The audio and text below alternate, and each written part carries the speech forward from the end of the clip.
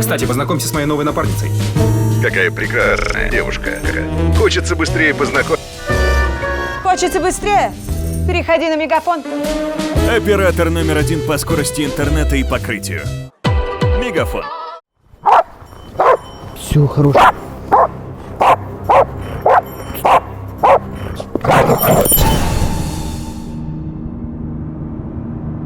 У нас сегодня прямо очень необычное действие намечается. Интрига, потому что это заговор. И это круто. Я вообще заговоры люблю, честно говоря. Это самое прикольное. Да. Когда все знают, а кто-то не знает. Так, что-то совсем грязюка какая-то. Слушай, да, реально на опушке встречают. Чтобы никто не видел, не слышал.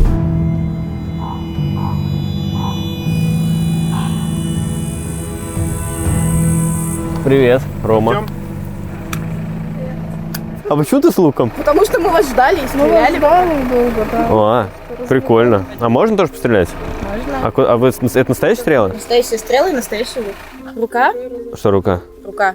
Если ты не хочешь, чтобы у тебя осталось вот это место, то рука. Мне еще ни разу не одевали что-то на руку. Потому что, наверное, если стрелял, то стрелял из классики. Правда, мне нравится, что наша заговорческая встреча начинается со стрельбы с лука. Это прикольно. Там люди. Шутка. Так, что дальше? Пускай? Пускай. А теперь иди ищи стрелу. Давайте сразу скажу очень важный момент. Девушка, ради которой мы все собрались, так же, как и вот эти ребята, это волонтер в отряде, в поисковом отряде. То есть она занимается все свободное время, она посвящает тому, что, по сути, спасает людей. Она их находит, потерявшиеся люди, правильно? Ну да. То, что мы собираемся сделать для Леры, так зовут нашу героиню, никак не связано с поиском людей, с поисковым отрядом и так далее. Я бы сказала, это напрямую связано. Связано? Это огромный кусок ее жизни, который просто не вытащить. Нет, я имею в виду, мы же ей не в поиске будем помогать. Вы будете помогать. Вы понимаете, это будет зависеть от того, насколько она быстро будет стартовать и ехать, насколько уверенно она будет добираться до поисков и не только. Короче, давайте сразу скажем, речь идет про машину этой девушки, которая, в таком состоянии немножко плачевном. Мы решили ее преобразить все вместе здесь. Нам нужно сюрпризом, внезапно, неожиданно для героини, забрать у нее машину, не предупреждая ее вообще ни о чем. В Москву мы ее повезем, чтобы там ее всю обделать, в общем, отремонтировать полностью. Давайте сразу. Какой у нас план на сейчас? Вообще, кто мы? Будете Даниловским телевидением. Даниловское ТВ. Мне нравится. Дан ТВ. Дан ТВ, отлично. Давай, пятюлю. Мы пообщаемся с ней. И дальше позвонит телефон ей, правильно? Да. Мы сориентировали человека примерно на 2:30, но плавающий, можно позже. Он позвонит ей и скажет, что ему... Что вот у него есть очень короткое окно, когда он может взять ее машину и починить в нем что? Ступичный подшипник. Там автомат? Там механика. Ой, блин, там механика. Красиво. Давай кого-нибудь возьмем. Не хочешь с нами? Хочешь с нами поехать? Поехали. О, нормально, я за. Слава богу.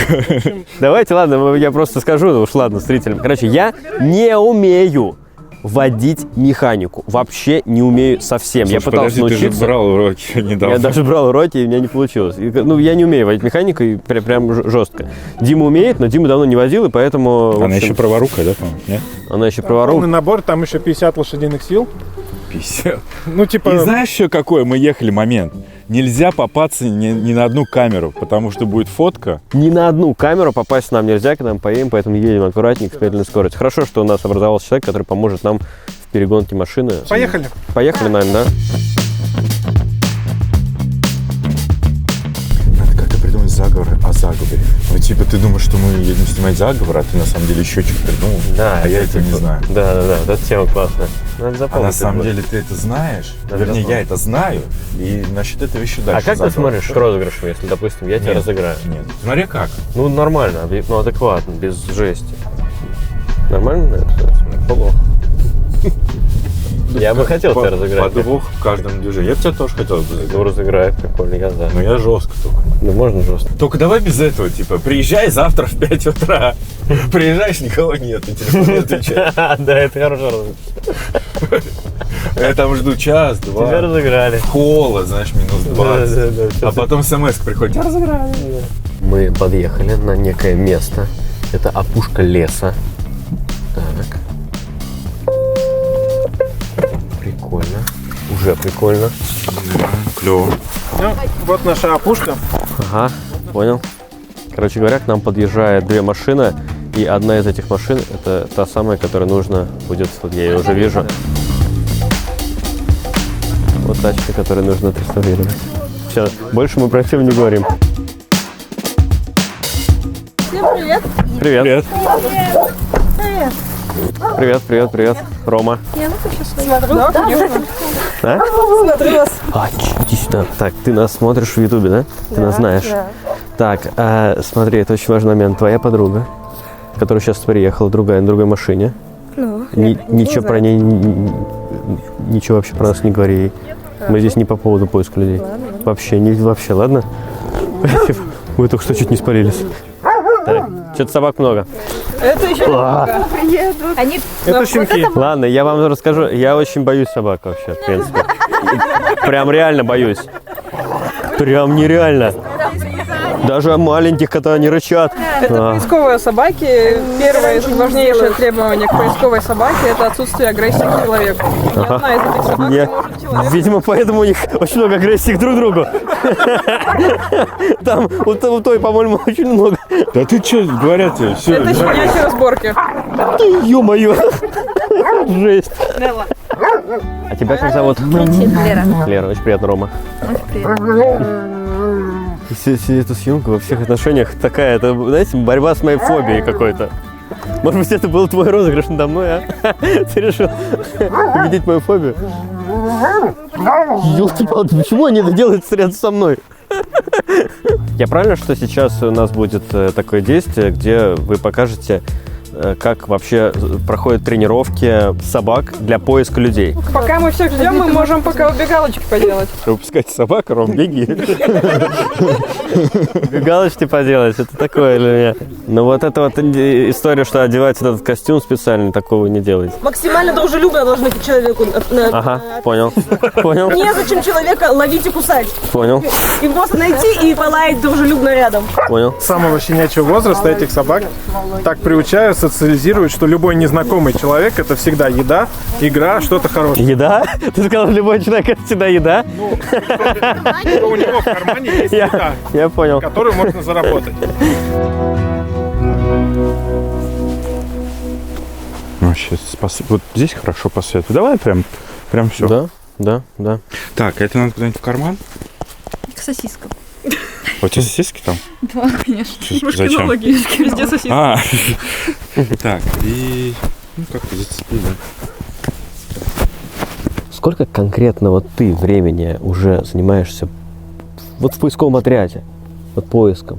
Сколько? 2,5, наверное, да. А были в твоей практике какие-то случаи вот особенного спасения людей, вот когда ты стала участником этого непосредственно? Когда мы ищем людей, мы всем отрядом ищем людей. То есть то, что я закрыла со своей собакой квадрат, я дала координатору информацию о том, что вот здесь его можно не искать, то есть он где-то в другом месте. Ну, это тоже вклад в поиск. Но больше, наверное, запоминаются первые поиски. То есть мои первые поиски — это были детские поиски, их было 2 подряд. Там Саша Волкова и Савелия, да, как сейчас помню. Оно, конечно, да, оно цепляет. Изначально у меня был такой позыв, у меня 3 детей, и у меня панический страх потерять этих детей. Поэтому, да, я пришла в отряд вот с этим, чтобы знать, что делать.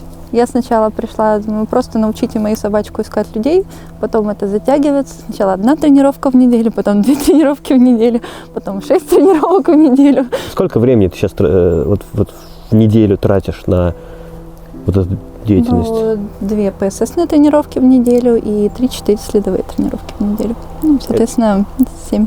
Я просто не в курсе, как это зарплата за это платится. Нет. Это чисто на голом энтузиазме. А как на жизнь там зарабатываете? Ну, вот все оставшееся время. А чем вообще занимаешься по жизни? Рисую. Рисуешь? Что рисуешь? Что закажут, то рисую. Векторная графика. Я просто скажу, может, такой личный момент, извини, да, меня просто всегда удивляют и поражают, в хорошем смысле слова, люди, которые, ну, отдают себя какому-то полезному и любимому делу. Прости, может, немножко обидно скажу, я увидел твою машину, и я понимаю, что, наверное, ну, нет возможности ее, да, подчинить вот так вот в моменте. Ну, она отремонтирована, но покрасить, да, у меня руки не доходят. Есть иногда такие моменты, когда ты думаешь, господи, зачем это надо, может, я лучше там в 2 раза больше работать буду, но не можешь остановиться, потому что, и понимаешь, если ты сейчас остановишься, ну, кто это будет делать?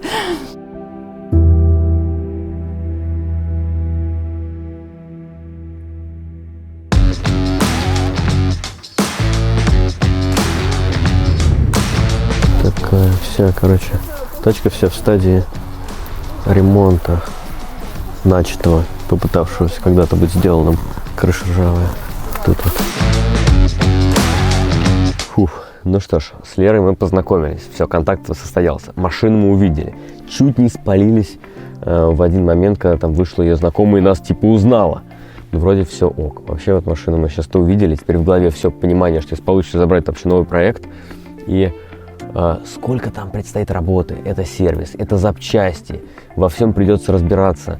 Мы, конечно, не автослесари, мы, конечно, не специалисты в этом. Жаль, что это не как в сфере IT. Там для получения знаний и опыта есть все востребованные профессии. И по результатам обучения вы получаете 2 реализованных проекта в портфолио и стажировку в команде под руководством опытного наставника, вашего наставника. А в Skillbox преподаватели — это опытные практики из крупных компаний, такие как Яндекс, СКБ Контур и другие. Вот возьмем язык программирования Java. Это очень востребованный язык, второй в популярности. На нем работают такие компании, как YouTube, Netflix, Amazon, допустим, и другие. Но они же уходят с рынка. Это же западные компании. Их необходимо заменить и разработать собственный софт. Поэтому сейчас IT-специалисты еще более востребованы на нашем рынке и в том числе получают поддержку даже от государства. В Skillbox при обучении языку Java у вас будет минимум теории и максимум практики. И результатом всего этого будет готовое портфолио для вашего дальнейшего трудоустройства. Поэтому по статистике платформы 88% участников курса находят себе работу еще до окончания обучения. Также Skillbox предоставляет гарантию трудоустройства или же вернет деньги. Там уже какая-то движуха начинается, приехало много машин еще дополнительно. Я надеюсь, нас больше никто не узнает, потому что сейчас нам это явно не нужно. Уже собаки бегают, и, конечно, волнение сильное, потому что сейчас все решится по сути. Либо у нас получится все это дело и забрать машину, либо нет. А еще важно понимать, что курс подойдет людям без опыта в IT. От решения простых задач к более сложным за время обучения вы станете востребованным специалистом, даже если вообще новичок в сфере программирования. И с гибкой системой обучения и с оплатой под ваши возможности. И оплачивать курс можно начинать через 3 месяца после начала обучения. И как раз сейчас в Skillbox стартует поток обучения. И для вас, для наших подписчиков, будет скидка до 60%. Оставлять заявку прямо сейчас, пока действует акция. Ссылка ниже в описании, а мы погнали отсюда делать из машины. Уже вылезем и будем дальше делать нашу спецоперацию с Лерой и ее машиной. Артем, сразу момент. У нас звонка случайно не будет? Вы контролируете? Да, все нормально. Да, все хорошо. Чтобы заранее звонка не было. Все отлично. Мне нравится. На этих ребят можно положиться, по-моему. Что, кто готов? Готов попробовать? Подсиночка. Только не вот это страшная. надо будет убрать. Что убрать? Камеру. Почему? Не обязательно. Не обязательно? Не обязательно. Убрать камеру, Не- потому не что надо, что не она надо. может с ней сделать? Вообще вам не говорили, что нельзя снимать тренировку? Говорили. Слушай, Так. надо делать. Ты берешь банку. Это еда. Это вкусно. Да, Это кашка какая-то. это Я- индейка с тыквой. О, индейка с тыквой и рисом. Так, это... Я беру собаку. Мы идем к лесу. Так. Я держу собаку, фиксирую ее. Ты ее дразнишь, типа, о, Не-не, мне уже не нравится. у меня есть еда. Так, И бежишь в лес метров на 50. и что дальше происходит? И вправо-влево куда-нибудь за дерево прячешься. Я в этот момент собаку отворачиваю, чтобы она не видела, куда ты побежал. Когда ты спрятался, я пускаю собаку в поиск. Так. Она бежит, находит тебя, обнюхивает и начинает на тебя лаять. Тим, давай ты. Я поснимаю. На, ну реально, я вот честно, я бегалку не хочу. Заныкся в лесу нормально, бегалку не очень. На, вот этим надо дразнить. Она даже может По понюхать или имени что? можешь туда позвать. Как? Нелл. Нел, да? Нел.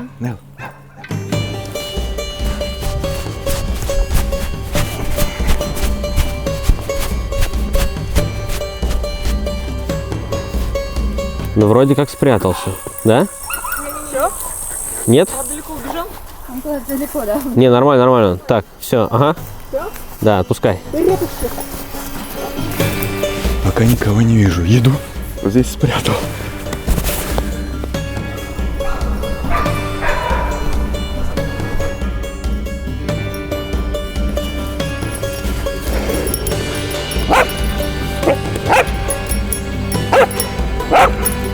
Нашла.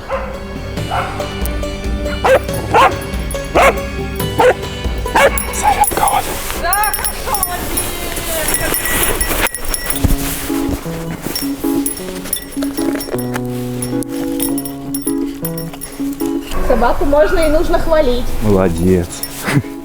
Все, съела. Ну что, чуть-чуть не было волнения вообще у тебя? Ты нормально к этому, да? нормально. Слушайте, а что касается нашей операции, вы поняли, да? Что подъехала знакомая. А? Смотрю вас. Иди сюда. Маленький момент мог, много испортить вот этот эффект неожиданности, а он для нас очень важен. Нам нравится, когда все происходит с эффектом сюрприза. Почему? Кстати, важно, почему эффект сюрприза? Сейчас. Говори. Почему эффект сюрприза? Потому что это показывает настоящие эмоции, это показывает людей настоящими, когда заранее не знают ни про нас, ни про то, что произойдет. Это возможность увидеть нам всем и вам, это же классно в кадре, это увидеть настоящую эмоцию от неожиданного, но очень приятного и важного действия для человека. А если вдруг речь идет про вот ситуации, когда какое-то физическое воздействие, я не знаю, кто-то там кого-то похитил там или вот как-то вот это. Во-первых, мы напрямую не работаем с похищением. То есть полиция, вы прям вообще... Мы по всем поискам общаемся с полицией, и по всем поискам обязательно они дают отмашку, этим может заниматься поисковый отряд. Есть одно исключение, это похищение детей. Это сложно, это очень морально тяжело, и да, это бывает в том числе опасно, к этому никогда не привлекаются новички. И в случае взрослых мы не занимаемся ничем, даже близко относящимся к криминалу. Если потерялся человек, как ему себя лучше вести? Какие, может быть, основные моменты есть, я не знаю? Самое главное — стоять на месте. Дальше не идти, то можно еще дальше идти. Да, не поддаваться иллюзии, что я знаю, где выход. Если ты заблудился, то уже не знаешь, где выход, конец. Стой на месте. Идти самому, выходить, если ты потерялся, нельзя.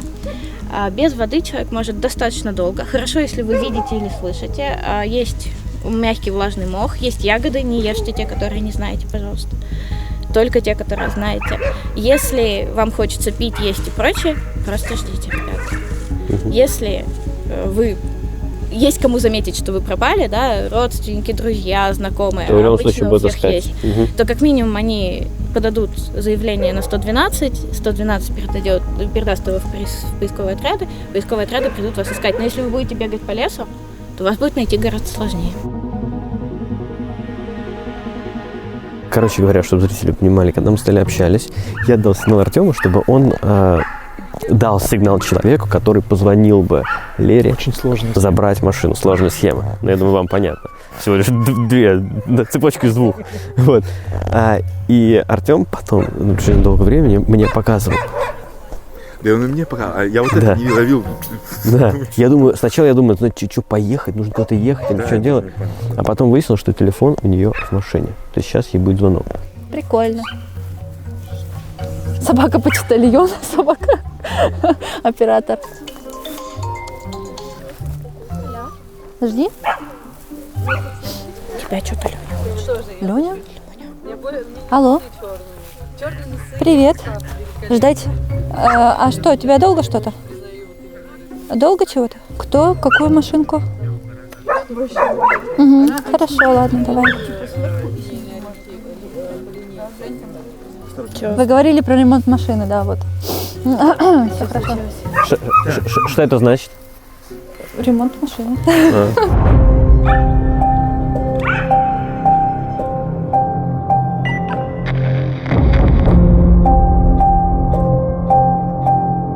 Итак, сейчас я захожу в лес. Я буду выступать в роли статиста. Статист – это человек, который якобы прикидывается человеком, который потерялся. У меня с собой пенка, чтобы там было комфортно.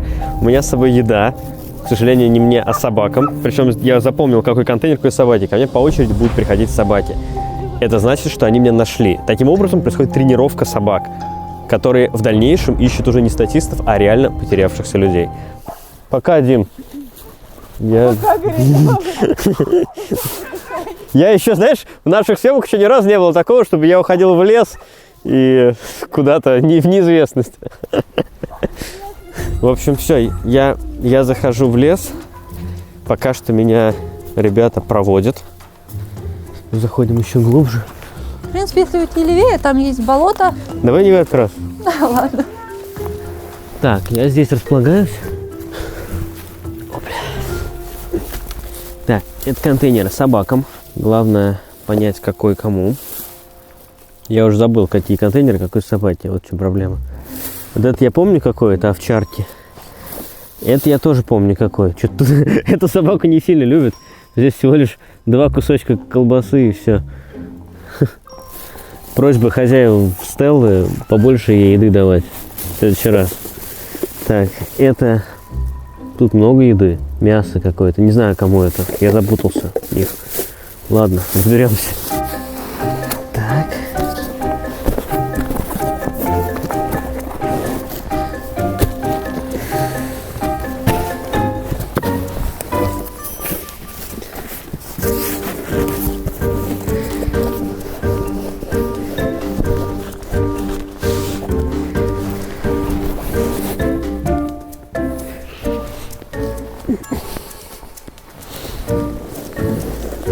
Так, мне сказали максимально лечь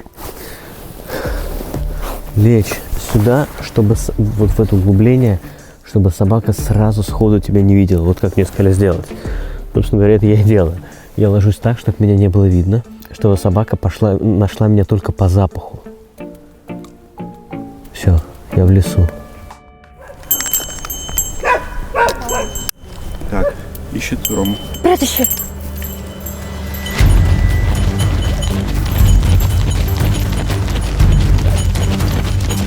Вот я сейчас пытаюсь себя поставить на место человека, который потерялся, который блуждает в лесу довольно-таки долго. Это страшно. А когда тебя находит собака, наверное, так здорово, что ты понимаешь, что тебя нашли. Вот, наверное, люди, которые терялись, наверное, вот этот звук колокольчика, я теперь понимаю, что на собака колокольчик на многих, это такой звук спасения какой-то. Когда ты уже, ну, представляете, не одни сутки в лесу, допустим, находишься, уже потерял надежду вообще на то, чтобы выйти, и тут вдруг звук колокольчика.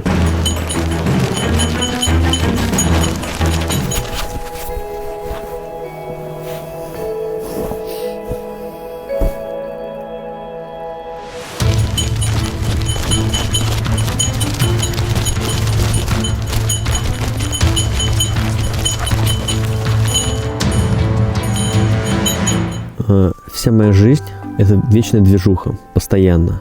Постоянно куда-то ехать, что-то делать, какие-то, ну, очень много, кстати говоря, действий связано с каналом. Постоянный движ. А сейчас я лежу в лесу, смотрю наверх. Сейчас в этот момент, удивительно, я поймался на мысли, что мне этого очень не хватает. Ну, мне почему-то в этой тишине хочется с вами поделиться. Мне очень не хватает какого-то иногда, знаете, вот отключиться от всего, какого-то спокойствия, куда-то свалить, уехать, побыть наедине с собой, с природой. Даже когда спать ложусь, у меня там в голове, так, это нужно сделать. Так, ну, в общем, много дел, можно проблем, много действий. Это круто, я не жалуюсь, я рад этому, это круто, я к этому как бы всегда стремился, шел и пришел. Но сейчас понимаю, что некого спокойствия тоже хочется иногда. Это вот приходит понимание в лесу такое у меня. Пришло минутки откровения от Романа из леса вам. Интересно, меня уже ищут?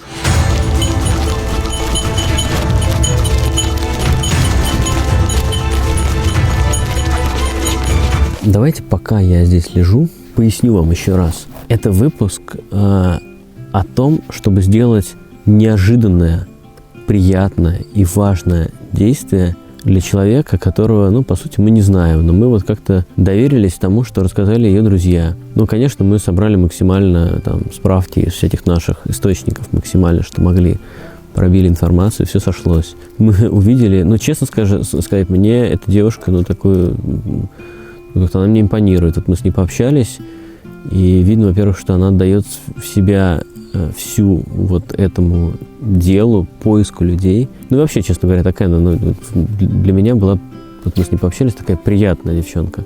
И круто, вот мы смотрим на ее машину, она же действительно такая, ну, такая прям вся пошарпанная. Я бы очень хотел, чтобы в финале этой истории у нас получилось бы сделать ей реально классную машину. Такую прям вообще конфеточку.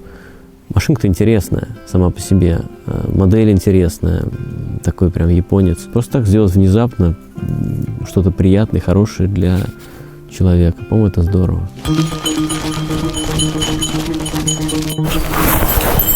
О, собака пришла. Ищет еду. А что там? Еду ищет? Тихо. Отойди. Отойди. Страшно лает. Молодец.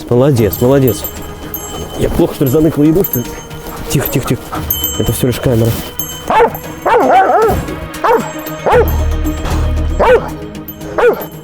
Шесть. Все, сейчас дам тебе поесть. Она сама что находит поесть. Все. Тихо. Фу. Короче, я не понял, можно ли ей дать поесть уже? Наверное, можно. Да подожди ты, елки-палки, подожди. Вот, все, поешь. Она меня тут взбудоражила. Ей, по-моему, не я нужен был, а покушать. Тихо. Молодец. Вот еще, смотри, вот еще. Вот еще. Вот еще.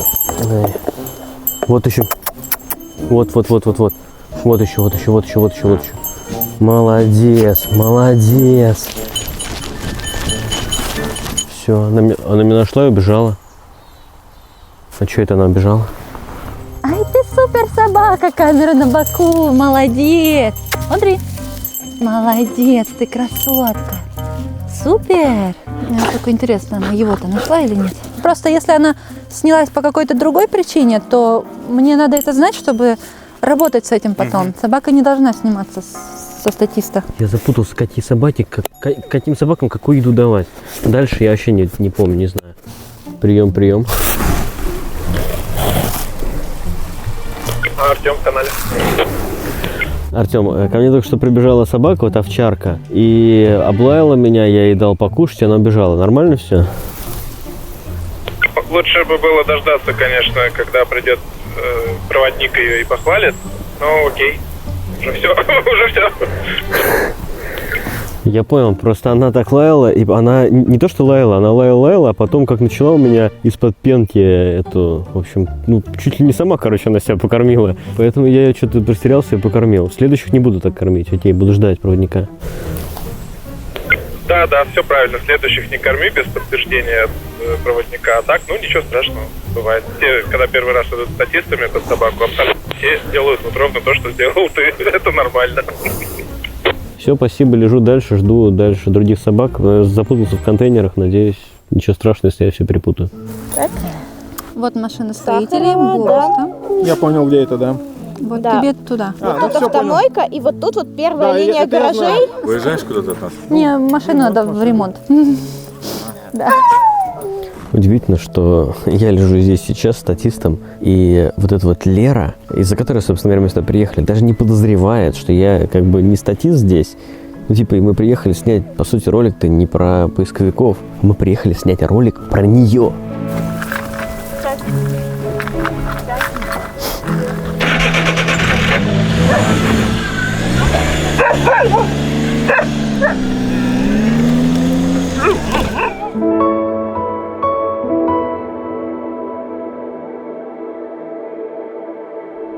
Лежу, жду собак. Я бы никогда не подумал, какое-то время назад, что моя жизнь повернется так, что я буду лежать в лесу, ждать собак, снимать это все на камеру, говорить вот в эту маленькую, вот сюда вот камеру, осознавая сейчас, это вам не передать, конечно, словами, что вот говоря вот в эту вот черненькую маленькую штучку, Я говорю это, огромному количеству людей. Это интересно, конечно, такое необычно. Я до сих пор, чтобы вы понимали, я до сих пор не могу осознать, что у нас там канал большой на Ютубе, где мы снимаем ролики. Почему-то, меня тут на философию потянуло, лежа одному в лесу. Вы уж меня извините. А еще, может быть, потому что я побаиваюсь, сейчас собака придет очередная, будет меня облаивать. Это так себе, для меня это как-то не очень приятно.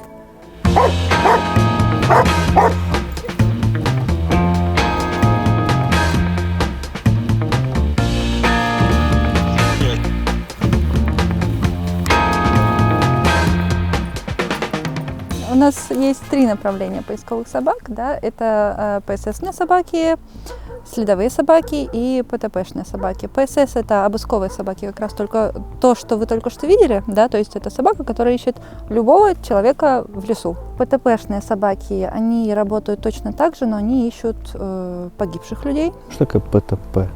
Поиск тел погибших. А ПСС? Поисково-спасательная служба. Вот, а следовые собаки, они работают немножко по-другому. Они работают в любой местности, но ищут конкретного человека. Но им нужно для того, чтобы работать, 2 вещи. Это образец запаха пропавшего и точка старта. То есть там место, где пропавший точно был. А что может быть образцом запаха? Понятно, одежда. А вот если нет, допустим, так получилось. Бывает такое, что нет? Да, любая вещь абсолютно.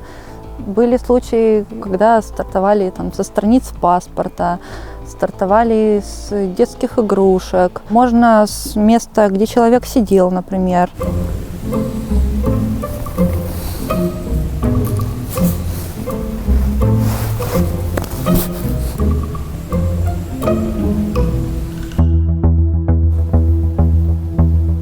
Она меня ищет, а я спрятался.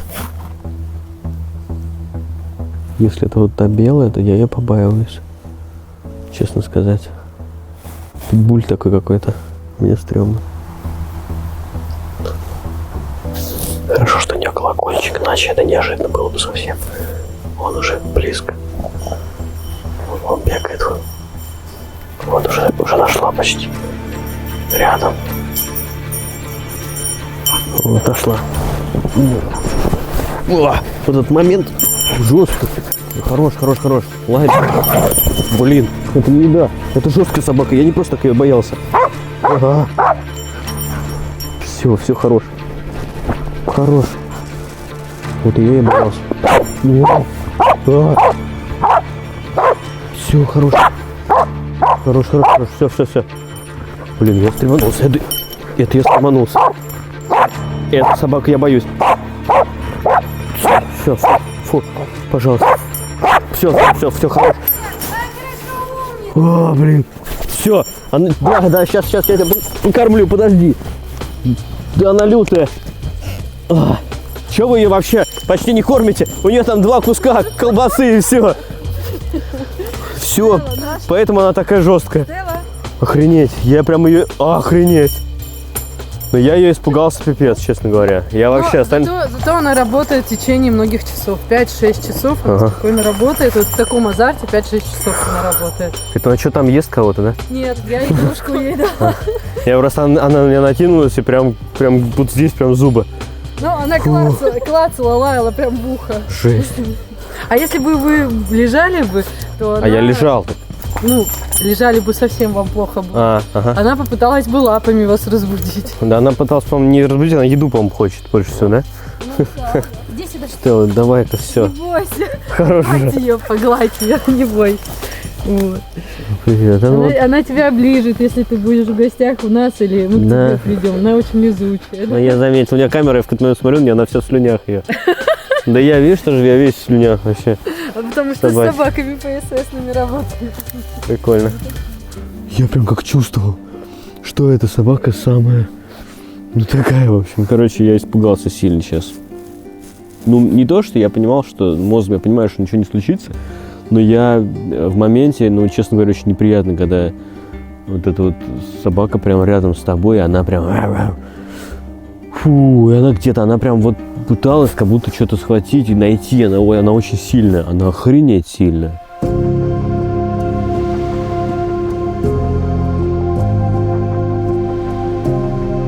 что нужно знать людям и какие самые минимальные, такие, может быть, советы придерживаться, чтобы не потеряться? Что нужно знать детям? Но если родители могут помочь? Если потерялся, как себя вести, может быть? В первую очередь, ребенок не должен быть на природе без присмотра. Люди часто привозят детей, например, на дачу, на шашлыки, еще куда-то. Дети бегают свободно, отвернулся, 15 минут не видел, ребенка нет. То есть они побежали за бабочкой, за собачкой, что-то там интересное увидели, и все, их нет. И они, в отличие от взрослых, взрослый, если он перешел дорогу в лесу, он обрадуется, да, ура, дорога, я выхожу куда-то. Ребенок перейдет и пойдет дальше. Для взрослых попроще, да. В первую очередь берите в лес голову, пожалуйста. Не надо идти в лес в неподходящей одежде. Не надо идти в лес в нетрезвом состоянии. Это большая проблема, серьезно, многие идут так. Не надо идти в лес, если вы плохо себя чувствуете. Вот это 3 вещи, которые спасут, мне кажется, 80% людей, если просто вот хотя бы вот это делать. Логика типа «я на 5 минут», «я этот лес знаю», «я в него...» Да. Она не работает, да. Да, я в него 40 лет хожу, это все мимо. Мы искали в июле бабушку, которая пошла на 10 минут за черникой. Ее нашли через 2,5 суток, живую, но с безумным обезвоживанием, то есть она уже была не в состоянии... То есть она зашла в свой знакомый лес, на 10 минут и рядом с домом. где-то стала круги наматывать и просто потерялась. У нее просто давление немножечко, видимо, скакануло, она чуть-чуть пошла в другую сторону, и все. Лера попросила Артема, своего друга, узнать, сколько будет стоить покрасить ее машину. И когда он узнал в самом вообще, знаете, прям вот гараже, хуже некуда, самая бюджетная цена, это был там в районе 30 тысяч рублей, он ей сказал. И то есть для нее эта сумма на покраску машины довольно-таки большая. Хотя мы-то с вами понимаем, что за 30 тысяч машину покрасить это вообще нереально. Я не знаю, как это, баллончиком только если. Я слышу, как собака, я даже вижу ее.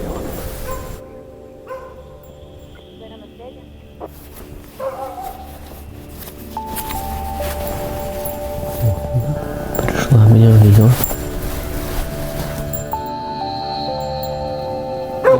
Привет. Вот это молодец, она аккуратно, по-моему, себя ведет очень. Привет, молодец. Привет. Видно, что она боится меня больше, чем... Не, это камера. Это камера. Сейчас ей должны дать команду. Молодец, Боль. Молодец, все так меня похвалили. Сейчас я даю... Подожди секунду. Все. Меня все нашли. Ничего себе, ты быстро съела. Фух. Самая аккуратная, реально. Она боится просто. Ага. Она еще что-то ест там. Она тебя боится больше, чем ты ей. Да, я заметил. Да, кстати, что у нас получилось? Артем ее забрал и повез. Машину забрал, да? Да. А ты вообще, да, ты приехал, ты знать не знаешь, что происходит? Нет, я знаю вас, я вас смотрю. Узнала, я да? приехала, да, как бы. Ну, мне никто не сказал, что вы будете. Ага. Пускай репортеры. Ты же вообще собак боишься. Ты как вообще решился на это? Нереально, я не знаю, вот я тут охренел. А ты знаешь, да, что я собак боюсь? Я все время в роликах... В каждом ролике, где есть собака, да, мы часто... Там вообще беда. Да.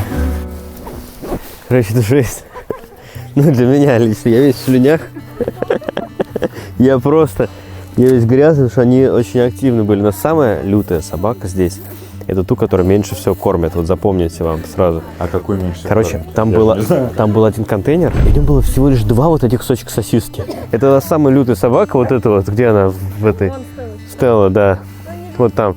Но для меня она была самой лютой, потому что она прям... Вот. Все, мы все поехали. Спасибо вам большое, что вы уделили нам время. Нам это очень важно, то, что мы сегодня поснимали. Для нас прям, ну, такая важная особенность. Ничего себе! Это что такое там происходит? Жесть. Все, ладно, мы поехали. Так, а сейчас мы отсюда, получается, едем в место, где машина, значит, уже находится сейчас, уже почти у нас. Во-первых, мы осмотрим машину более внимательно, а то мы здесь боялись спалиться. Ну и все, и дальше мы отправимся на ней в путь. И вообще я прочувствовал то, что делают ребята. Там, находясь в лесу, я прочувствовал. я понял, как это, мне ноги начали замерзать, мне стало так как бы, не по себе. Ну, не то, что не по себе, я понял, что там рядом, я чувствую. Я постарался подумать о том, каково это. Вот это прям... И они не получают за это деньги, это просто ребята, которые тратят свое время на то, чтобы все время искать людей, вот этим заниматься. Молодцы, здорово.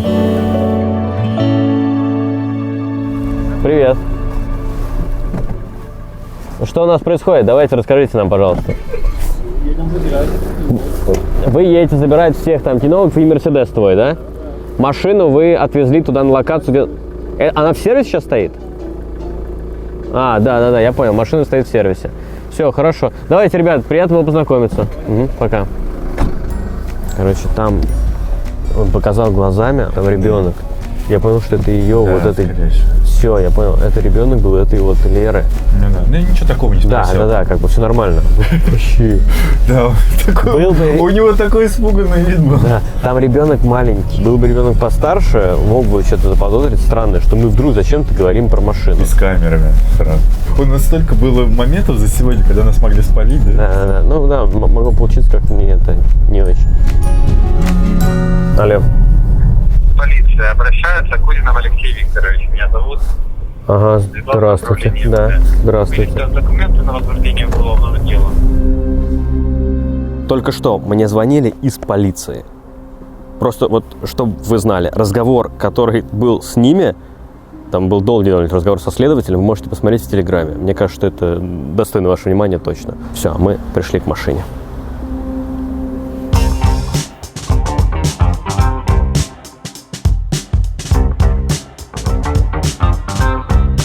Это та самая тачка, ради которой мы, собственно говоря, и приехали сюда. Это город Ярославль, если кто еще не знает, а мы, по-моему, про это не говорили. Мы приехали в Ярославль для того, чтобы вот именно эту машину забрать. Когда мы только получили фотографии машины, узнали историю Леры, получили эти фотографии, мы сразу видели, вся машина, вся в следах ремонта. Она еще сейчас грязная немного, но она выглядит вся, видите? То есть видно, что ее пытались сделать, что в общем, как-то что-то пытались. Она тут, в общем, вот ржавчина уже пошла. Здесь крыша вот трэш. Смотри. Вот там трэш полный. Вот, смотрите. Вот тут вмятина какая-то. Вообще, тут прям ржава. Вот тут крыша совсем какая-то. Крышу нужно... Мы видели это по фотографиям хорошо. Крышу нужно, конечно, хорошо все с ней делать. Ну и вся она такая, такая. Хотя, в принципе, машинка-то прикольная.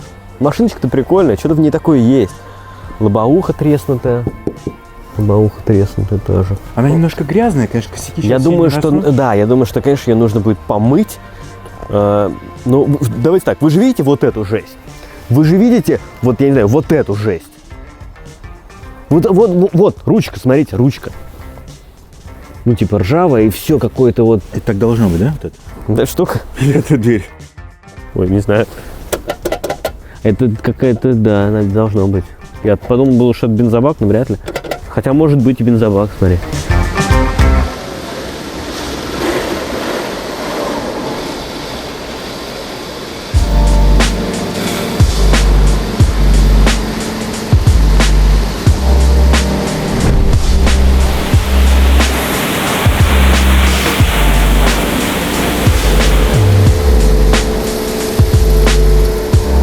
Моем нашу машинку прекрасненькую. И сейчас покажем вам вообще, в каком состоянии все ее косяки.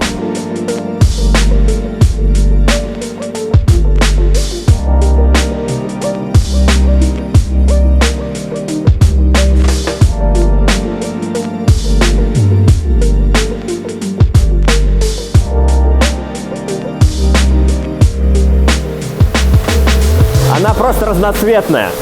По сути, здесь все элементы разных цветов. Багажник, кстати, ничего, состояние, но другого цвета. И вся она в стадии ремонта. И, конечно, ржавая. Если так пройтись, везде, вот оно, все. Вся машина, вся в сколах. Здесь ржавчина. В общем, просто вот это все смотришь на это. Честно говоря, прям, я не знаю, видите, какая прям вся обцарапанная. Это такая прям рабочая лошадка. И, честно говоря, смотреть на нее больно. Давайте так. Вы посмотрели на нее сейчас, увидели эти кадры. Это последний раз, когда вы видите машину в таком состоянии. Все, она уезжает сейчас в Москву на перекраску, на переделку, на изменение цвета. И в следующем выпуске вы увидите, как эту машину мы вручим ее владелице. Это все сюрприз, она ничего до сих пор не знает и не будет знать до последнего момента. Все, до следующего выпуска, а мы выдвигаемся в Москву. Пока.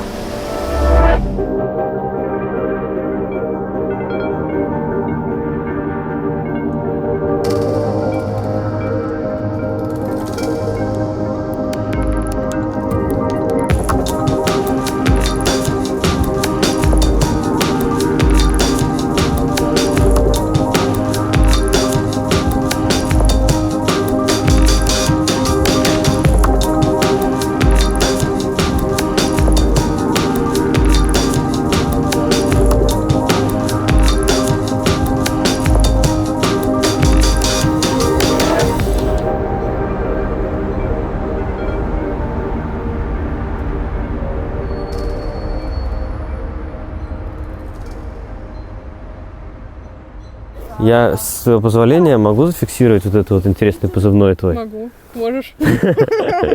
Псина позывной. Ну, вот у вас какие позывные? Да, позывные какие? Можно узнать в каждого позывной? А? Хода, да. Ну, у меня фамилия Ходанович. Так, Хода, поэтому твой? от фамилии Ави. назвал. Ави. Твой позывной какой, Лен? Да. Ну да, Айпака. Айпака. Альпака. Так, а твой позывной? Кедра. Кедра? Почему кедра? Люблю кедры, почему нет? Любишь кедра? Но они же у вас здесь не растут. У меня в саду раньше росли. Ну, понятно.